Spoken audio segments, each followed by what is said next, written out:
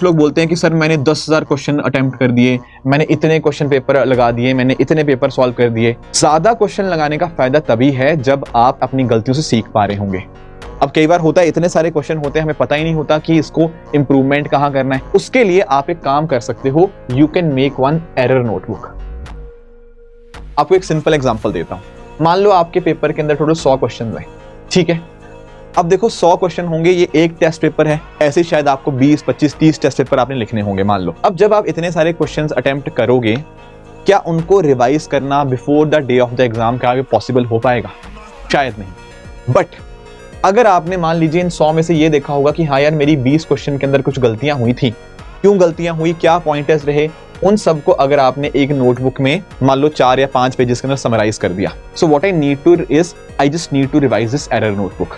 तो ये कहीं ना कहीं जो एरर नोटबुक होगी ना आपकी, ये आपकी उन गलतियों को ठीक करने के अंदर, उनको जल्दी से रिवाइज करने के अंदर मदद करेगी। अदरवाइज क्या होता है, एग्जाम से कुछ दिन पहले हमारे पास ऐसे जत्था हो जाता है, एक कलेक्शन हो जाती है इतने सारे टेस्ट की, इनको रिवाइज करना पॉसिबल ही नहीं होता। इस बात का आप ध्यान रखेंगे, एक इस तरह से आप प्रॉपर एक एरर नोटबुक आप बना सकते हो।